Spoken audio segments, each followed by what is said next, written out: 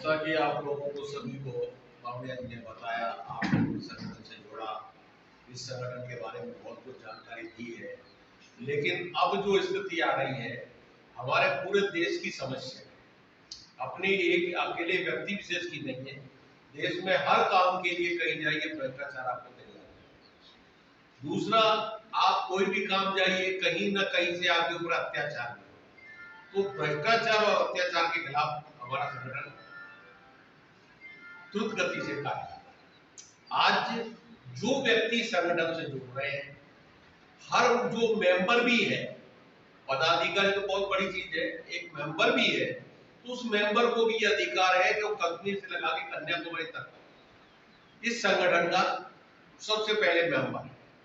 पद दे देने का मतलब ये है कि भाई आपको एक क्षेत्र विशेष में पद दे दिया, लेकिन ये ना सोचे कि आपको डूंगरपुर में ही दिया गया है, आप हिंदुस्तान में कहीं भी जाए, आपकी आइडेंटिटी के लिए हमने आपको बैच और एक आपका आई कार्ड है, ठीक है सर, वो आप लोगों को अभी वितरित भी हो जाएगा।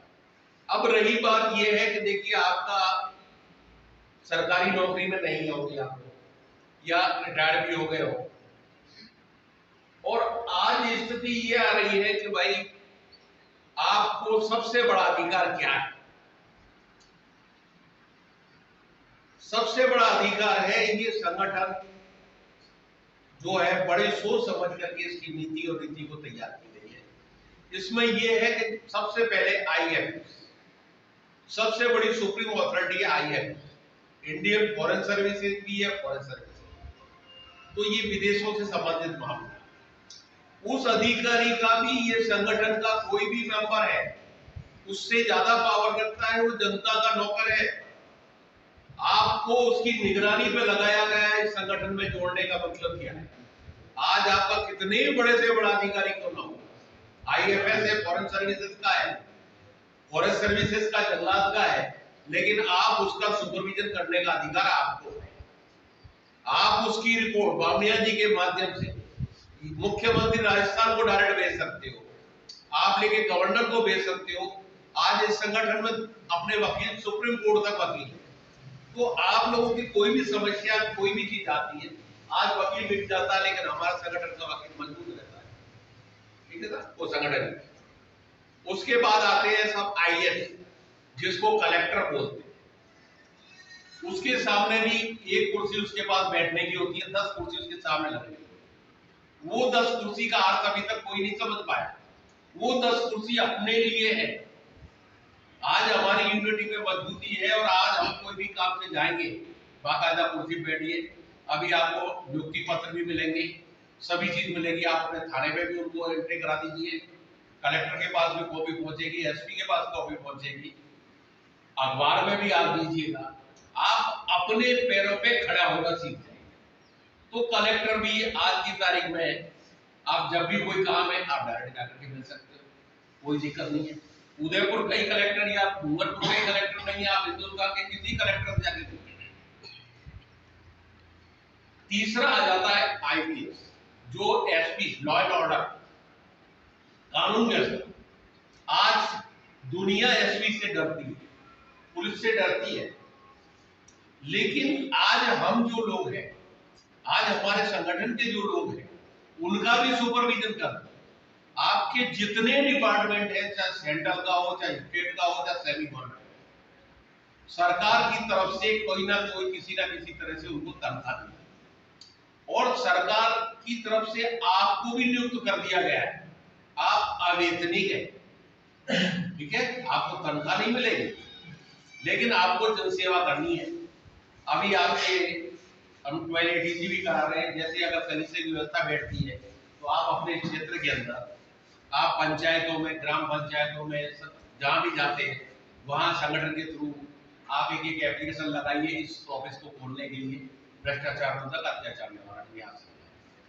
तो इससे क्या है कि वहां के सभी अधिकारी कर्मचारियों को आप कैप्चर करिए, उनकी गतिविधियां देखिए। वो आपको कुश्ती लड़ने की जरूरत नहीं है, उससे कुछ बोलने की जरूरत नहीं है।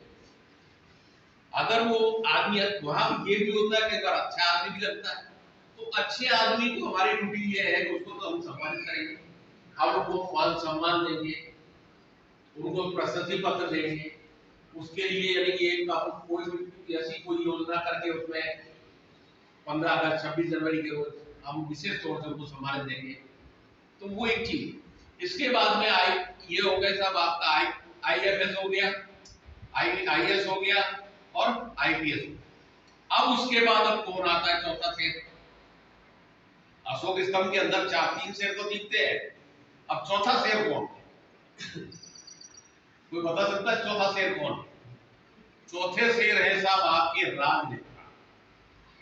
ठीक है, आज ये राजनेता क्या कर रहे हैं, इनकी एक्टिविटी जिनकी पोले अगर आप पकड़ के रख लोगे तो ये तो क्या है कि आज आए हैं कल चले जाए, लेकिन ये 3 शेर जो है वो ज्यादा मजबूत, और उनको अगर आप कैप्चर करके रख लेते हो, मालूम करते हो साहब इनकी प्रॉपर्टी कहाँ है, ये रिश्वत खाते तो कैसे खाते हैं, टॉर्चर करते लोगों को कैसे करते हैं, ये चीजें हमारा संगठन खुफिया तौर से आपको इकट्ठा करना है।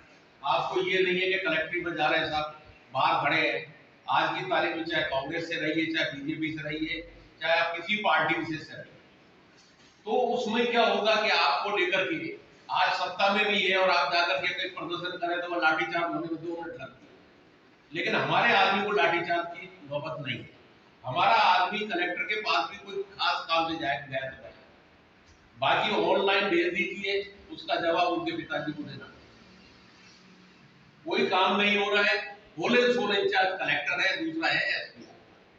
ठीक है सर, तो ये चाहे किसी भी तरह कोई भी अत्याचार, जितने संगठन दुनिया भर के बने हुए ये सारी चीज इसमें अत्याचार में आ जाती है, मानवाधिकार वगैरह ये इस तरह के जो भी कोई कहता है, सारे संगठन इसी के अंदर इस शक्ति है इसमें किए जाए। और इसमें जो भी आप मजबूती से दिलेरी के साथ काम करिएगा, कोई भी दिक्कत तकलीफ आए आगे आप बताइएगा।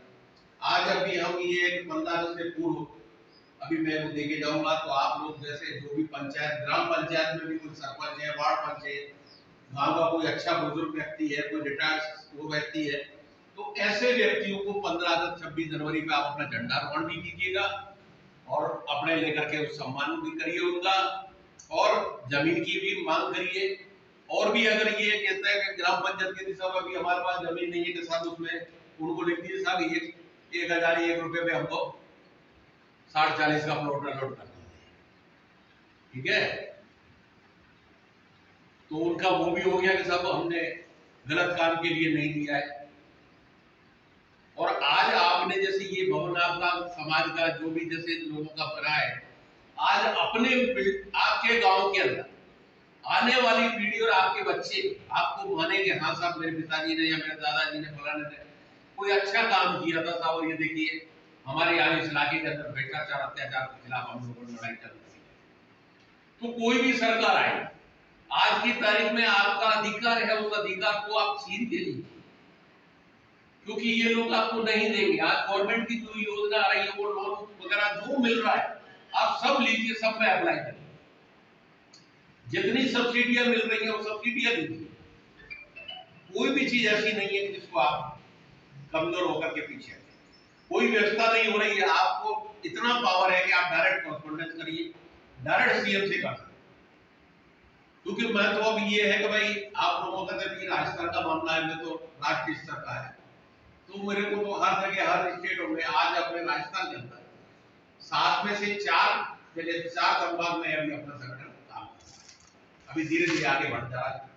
और जो आप लोग मजबूत रह करके चलेंगे, ये संगठन आपका साथ देगा, और आने वाले समय के अंदर आपका कहीं कम से कम ये है कि भाई लोग पहचाने, आप अपनी पहचान बनाओ।